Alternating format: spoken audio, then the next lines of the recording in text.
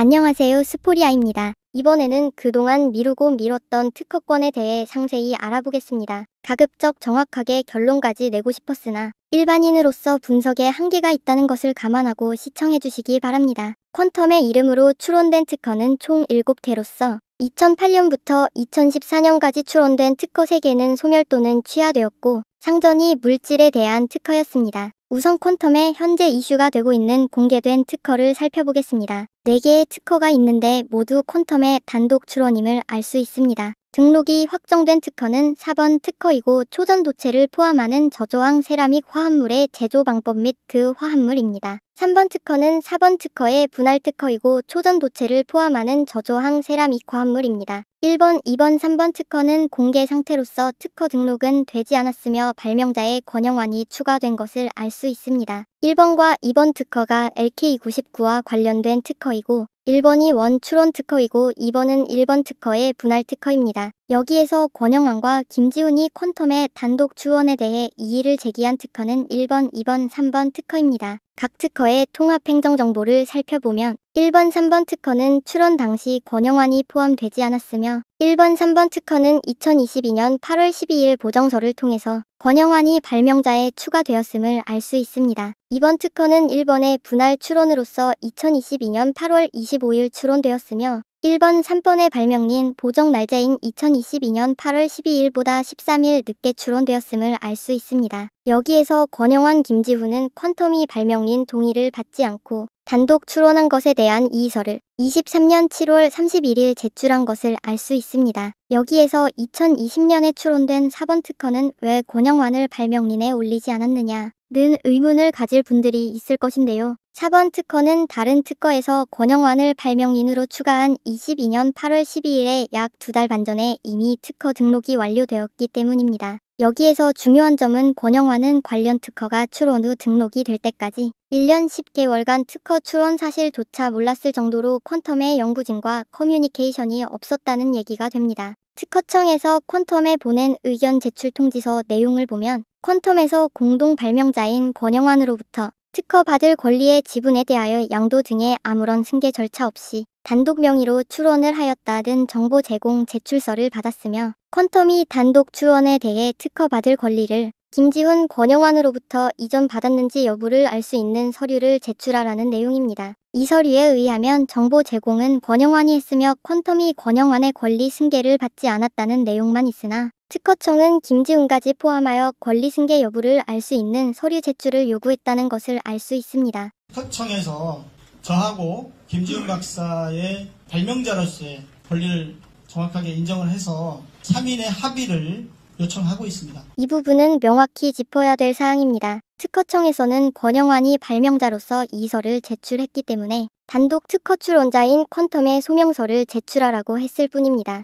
즉 특허 단독 추론이 정당한 절차에 의해 이루어졌는지 알 수 없으므로 발명자로부터 특허권 승계를 받았음을 확인할 수 있는 서류를 제출하라는 내용입니다. 이것은 발명자와의 합의를 하라는 말처럼 들리기도 하지만 정확하게 따지자면 퀀텀이 단독 추론의 근거와 합당한 권리 이유를 소명한다면 권영환, 김지훈이라는 발명자와의 특허권 제합에 없이도 특허 심사 절차는 재개된다는 의미가 됩니다. 즉 단독 추론에 대해 정당한 절차로 진행되었는지 혹은 발명자의 동의를 받았는지를 소명하라는 것이지 무조건 발명자의 동의를 다시 받으라는 의미는 아닙니다. 퀀텀은 권영환의 직무 발명 특허 권리자가 고려되므로 권영환은 특허 주장을 할 권리자가 아니라는 주장을 했었으며 김지훈의 경우 소명서에 언급되지 않은 것으로 보아 아마도 발명 기간에 김지훈은 퀀텀의 직원으로서 해당 특허는 직무 발명이므로 특허 받을 권리는 퀀텀에 있음을 증명하는 서류를 제출한 것으로 보입니다. 특허청은 퀀텀의 권영환에 대한 특허 받을 권리에 대한 승계 소명이 충분하지 않다고 보고 특허 심사를 재개하지 않았습니다.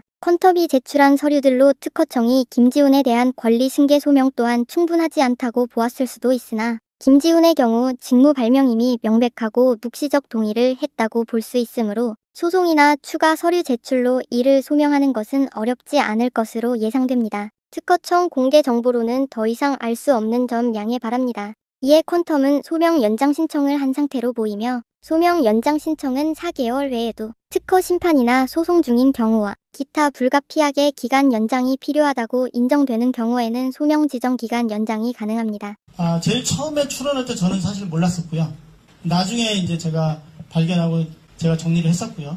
상용화 관련해서 제가 회사에 들어가서 일을 하려고 했었기 때문에 그때는 그런 저기가 있었는데 각자 대표로 될 것이라 생각했기 때문에 출원인 자격을 요구하지 않았다는 말입니다. 이 발언에서 짚고 넘어갈 부분은 권영환은 발명린 보정 당시에 퀀텀의 단독 출원을 알고 있었다는 것을 알 수 있습니다. 권영환은 퀀텀의 각자 대표가 될 것으로 예상했기 때문에 특허권을 주장하지 않고 퀀텀의 단독 출원을 묵시적으로 동의했다는 의미가 됩니다. 일반적으로 특허권에 대해 발명자 동의를 받지 않고 출원이 된 경우 발명자가 단독 출원임을 알게 된 때로부터 1년이 경과하도록 이해 제기를 하지 않는 경우 묵시적 동의를 한 것으로 보고 발명자의 이해 제기를 인정하지 않습니다. 특히 상업적 가치가 높은 특허일 경우 묵시적 동의로 간주하는 기간은 더 짧아질 수 있습니다. 권영환은 발명린 보증서 기준으로 12일 모자란 1년 만에 이의서를 제출했으며 발명린 보정을 요청한 기간까지 포함하면 퀀텀의 단독 출원을 인지한 지 1년이 넘었을 가능성도 높습니다. 또한 김지훈은 변리사의 요청으로 LK99라는 이름을 지었으므로 권영환보다 훨씬 오래전에 퀀텀의 단독 특허 출원 사실을 알고 있었다고 볼 수 있습니다. 물론 출원인과 발명인의 관계가 갑을 관계인 경우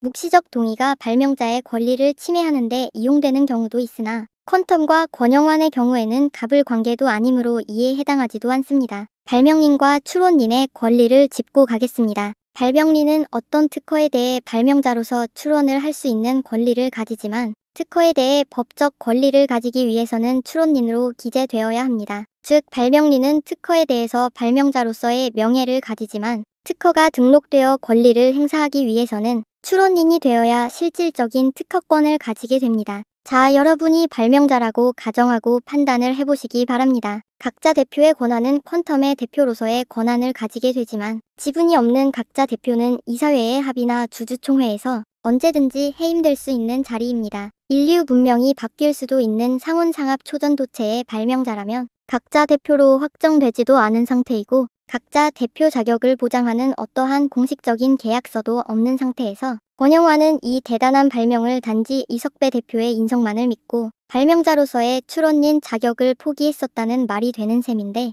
제3자인 제가 보기에는 도저히 납득할 수가 없네요. 여러분이라면 이석배 대표가 각자 대표로 선임해 줄지도 확실치 않은 상황에서 각자 대표가 될 수도 있다는 희망만으로 상온상합 초전도체에 특허받을 권리, 즉 출원인 자격을 포기할 수 있겠습니까? 이것에 대해 제3자의 시각으로 보면 이석배 대표가 권영환이 발명자는 아니지만 발명 기여자로서의 권영환의 공로를 인정하여 발명자라는 명예라도 주기 위해 발명인에 추가해준 것으로 추측하는 것이 더 합리적일 것 같습니다. 각자 대표도 되지 못한 상태에서 아카이브에 올린 논문으로 인해 연구 부정 논란까지 일어나자 이에 대한 반발과 대응 그리고 상용화 등 여러 가지 이유로 특허의 발명자로 올려진 권리를 이용하여 특허권까지 요구한 것으로 추측됩니다. 여러분의 생각은 어떤가요? 김지훈 박사가 처음에 발명한 사람이잖아요. 합성을 성공한 사람이고 당연히 만들 수 있고요. 합성을 진행하고 있고 저는 사실상 실험실 안에서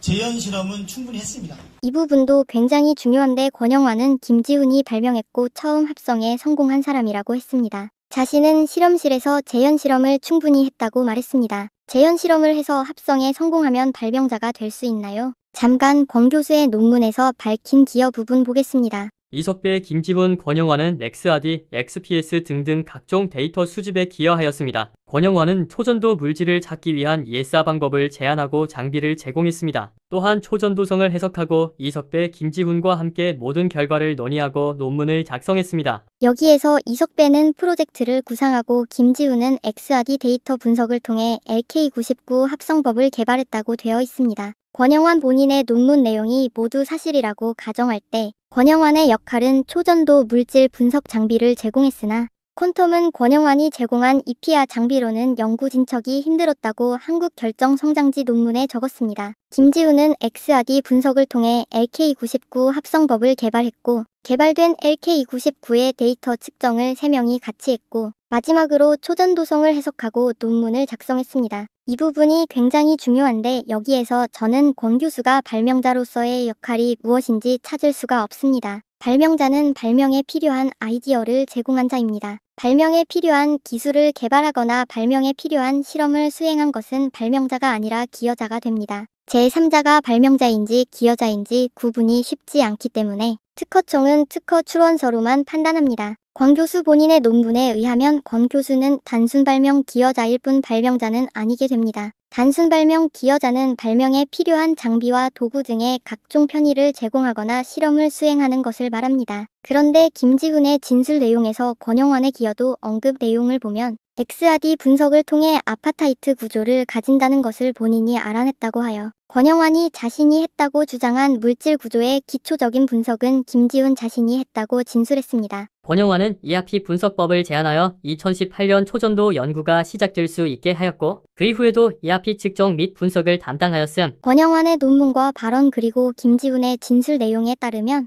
어느 모로 보나 권영환은 발명인이라기보다 단순 발명 기여자에 가깝다는 것을 알 수 있습니다. 물론 발명 기여자 중에는 단순 발명 기여자가 아니라 발명에 중요한 아이디어를 추가로 제공하거나 실험이나 발명 과정에서 발명이 완성되기 위한 중대한 기여를 한 경우에는 발명인으로 인정될 수도 있습니다. 김지훈의 경우가 이에 해당될 수도 있으나 이 부분은 이석배 대표의 발표를 들어봐야 될 것 같습니다. 그러나 김지훈이 발명 기여자로서 발명에 중대한 역할을 하였다고 하더라도 퀀텀의 직원으로서 발명을 위한 연구를 수행했으므로 직무 발명자가 됩니다. 직무 발명의 경우 발명 출원인이 될 자격은 일반적으로 사용자에게 있습니다. 중견기업이나 공기업과 대기업 그리고 대학교나 국공립 연구소의 경우에는 즉 중소기업이 아닌 경우에는 직무 발명 제도를 마련하지 않은 경우 종업원의 발명에 대해 직무 발명이더라도 발명자 동의나 승계 절차 없이 사용자가 단독으로 특허 출원을 할 수 없게 되어 있으나 중소기업의 경우에는 해당하지 않습니다.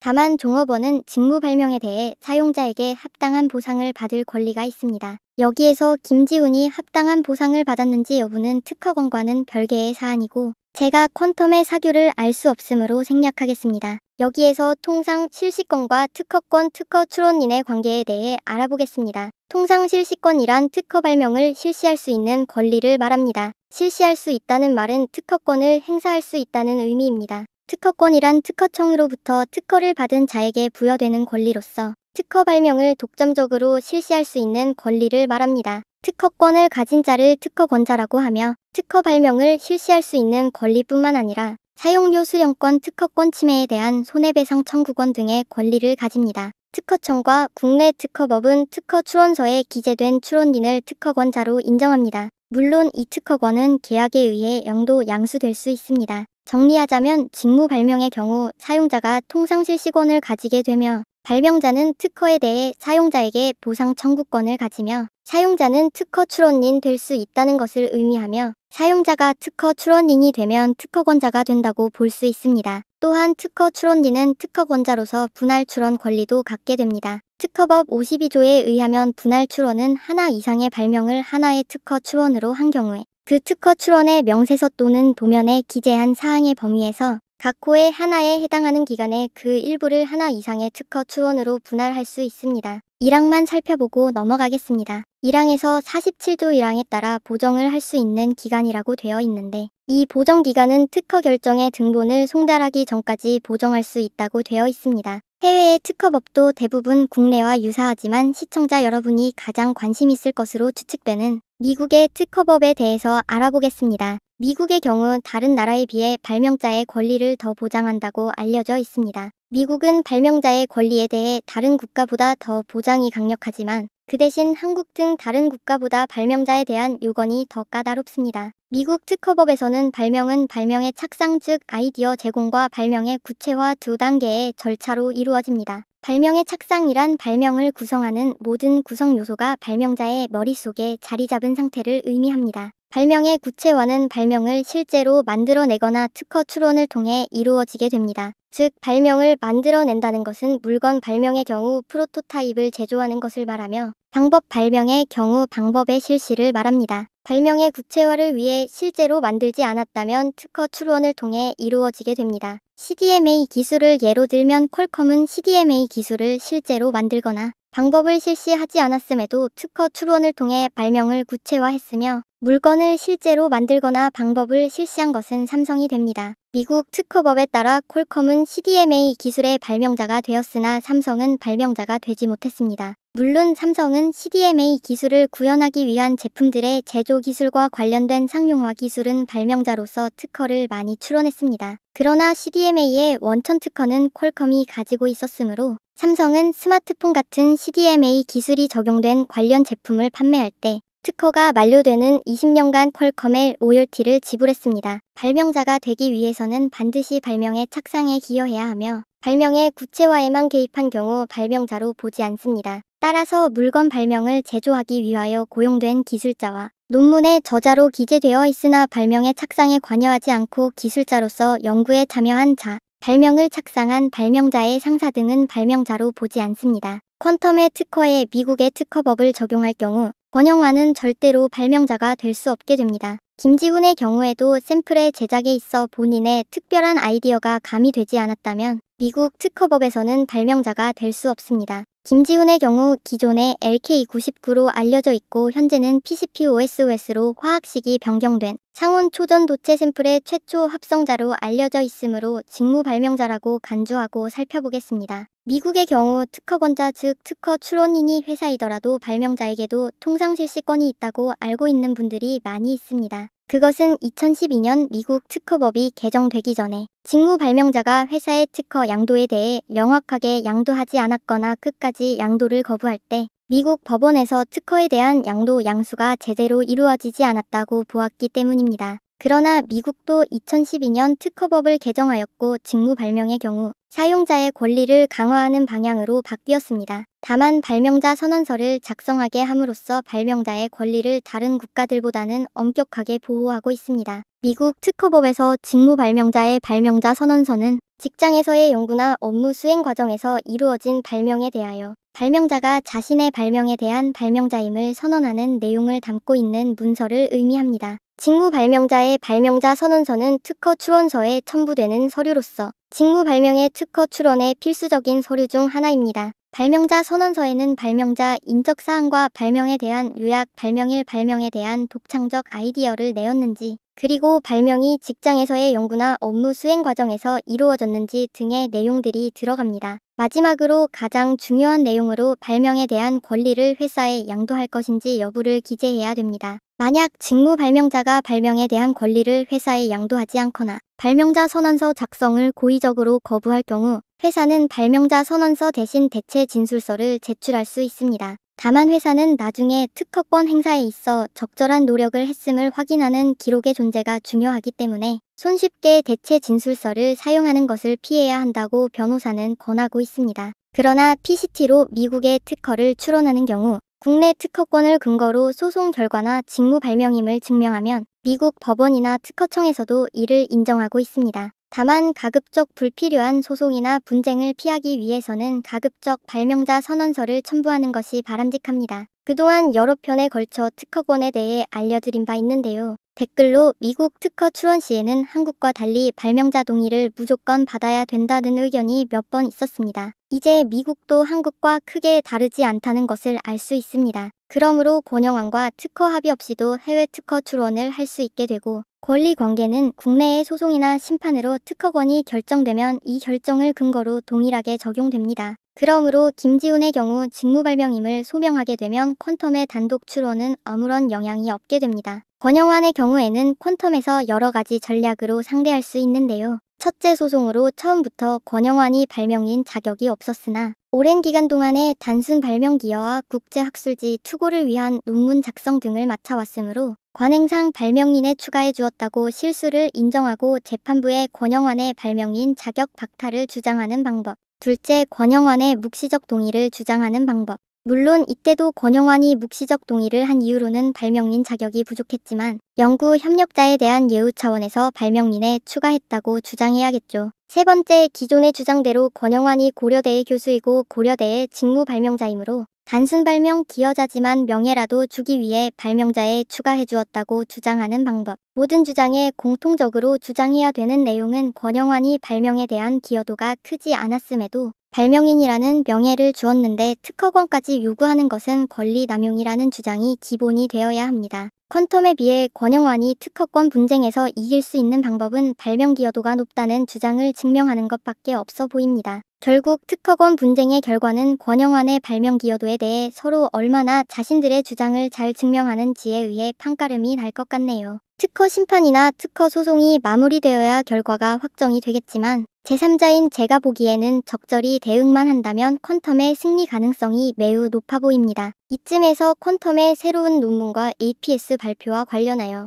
김현탁 교수와 퀀텀에서 새로운 화학식을 공개한 것에 대해서 더 자세히 살펴보겠습니다. 여기서 새로운 화학식이란 PCPOS-OS라 불리는 화학식을 말합니다. 새로운 화학식이 기존 특허 범위에 포함되냐 아니냐에 대해 논쟁이 벌어지고 있는데요. 권영환에게 특허권 지분이 인정되어 공동 출원인으로 확정될 가능성이 낮기 때문에 의미 없는 논쟁 같습니다. 새로운 화학식이 기존 특허의 범위에 포함이 되면 지금까지 설명한 내용에 포함되므로 새로운 화학식이 기존 특허 범위에 속하지 않는다고 할 때의 상황을 분석하겠습니다. 당연하게도 퀀텀은 새로운 화학식에 맞는 특허를 가급적 빨리 출원해야 되며 기존 특허 범위를 벗어나게 되면 우선권 적용 날짜를 기존 특허 출원일자로 소급해서 적용받지 못하게 됩니다. 특허로를 통해 확인한 결과 퀀텀의 비공개 특허 내건이 추가되었습니다. 새로운 화학식이 기존 특허 범위를 벗어나는 것이 맞다면 퀀텀이 그에 맞게 특허도 새로 출원하는 것은 당연합니다. 대신 PCT 국제 특허 출원을 통한 해외 특허의 일괄 적용 기간도 새로운 특허의 출원 날짜에 맞춰서 늦춰집니다.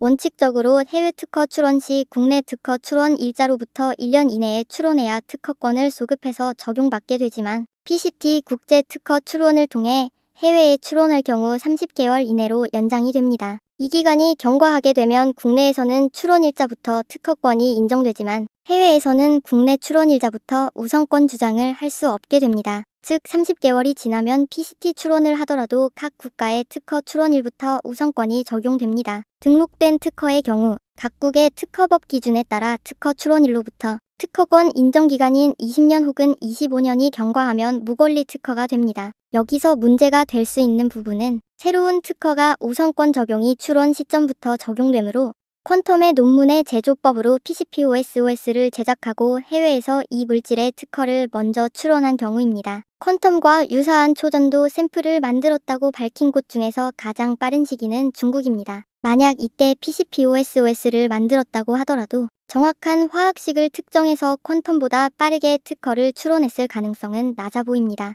퀀텀이 초전도 물질을 개발하고 2년이 경과할 때까지 황을 포함하는 화학식을 특정하지 못했다는 것은 해외의 다른 연구자들도 불과 한두 달 사이에 화학식을 특정해서 특허까지 퀀텀보다 먼저 출원했을 가능성은 낮다고 볼 수 있습니다. 그러면 가능성이 적더라도 해외의 다른 연구진이 먼저 PCPOS-OS 화학식을 특정해서 특허를 출원한 경우에 대해서 알아보겠습니다. 해외의 다른 연구진이 퀀텀이 기존 특허나 논문에 제시한 방법으로 제조했다면 퀀텀에게 특허권이 주어집니다. 퀀텀이 기존 특허에서 잘못 특정한 화학식은 신규성 진보성이 명확하며 단지 화학식을 잘못 기재한 실수에 해당합니다. 세계 각국에서 유사한 판례가 있으며 해외의 연구진이 퀀텀의 논문을 바탕으로 화학식을 정확하게 특정했다고 하더라도 그것은 이미 발명된 물질을 재발명한 것에 불과하므로 신규성 진보성에서 위배되기 때문입니다. 물론 퀀텀의 제조 방법과 유사하지만 제조에 다른 원소를 사용하여 퀀텀의 최종 결과물인 PCPOS-OS와 다른 화학식의 물질을 제조한 경우에는 특허권이 인정될 수 있습니다. 그러므로 퀀텀은 이러한 경우에도 대비하려면 상온 초전도가 가능한 다른 대체 원소들에 대해서도 빠르게 화학식을 특정하여 추가 특허를 출원하는 것이 바람직하다고 할 수 있습니다. 미공개 특허 내건이 있으므로 PCPOS-OS 외에도 초전도 가능성이 높은 화학식에 대해서 특허를 추가로 출원한 것으로 예상됩니다. PCT 특허를 통해 전 세계 모든 국가에 특허를 출원하기 위해서는 한 건당 10억에서 15억까지 비용이 드는 것을 감안할 때 퀀텀의 연구 결과가 상온 초전도체가 확실하다면 수백억 원 이상의 대규모 자금이 필요하므로 국가적 차원의 지원이나 특별한 자금 조달 방법이 필요할 것으로 생각됩니다. 바뀐 화학식 분석은 다음에 다시 하겠습니다. 저는 그동안 FM코리아와 레딧을 비롯한 여러 사이트를 통해서 정보를 획득하고 있었는데요. 11월 말 이후 DC인사이드의 GNR 갤러리 외에 다른 사이트는 폐쇄되거나 정보가 너무 없어서 어쩔 수 없이 GNR 갤러리를 통해 정보를 획득하고 있습니다. 예를 들면 LK99와 관련된 글이 FM코리아에 하루 1개 정도 글이 올라오는 것과 비교하면 GNR 갤러리는 하루 수십 개의 글이 올라오는 차이가 있습니다. 저는 지난번 영상에서 새로운 화학식이 기존 특허 출원 범위에 속한다고 얘기했었는데요. DC인사이드의 GNR 갤러리에서 새로운 화학식이 기존 특허 범위에 포함되지 않는다는 제보가 있었습니다. 그래서 면밀히 다시 검토해보니 새로운 화학식 PCPOSOS가 기존 특허 범위를 벗어날 가능성도 높아 보이네요. 제가 화학을 고등학교 때 배우긴 했으나 전공자도 아니고 일반인이다 보니 분석을 잘못했던 것 같습니다. 제가 분석을 잘못한 것은 지난번 CCS가 퀀텀과 협력 관계 같다고 한 것에 이어 두 번째인데요. 이번 새로운 화학식에 대한 잘못된 분석도 거듭 사과드립니다. 앞으로도 잘못된 분석이 있을 경우 댓글로 지적해 주시기 바라며 잘못된 점은 영상으로 사과드리고 바로 잡도록 노력하겠습니다. 앞으로도 만약 제가 일부 틀린 분석을 하더라도 시청자 여러분께서 너그러이 용서와 이해를 해주실 것이라 믿고 저의 능력이 닿는 한 정확한 분석을 하도록 최선을 다하겠습니다. 긴 영상 끝까지 시청해주셔서 감사합니다. 구독과 좋아요 많이 눌러주세요.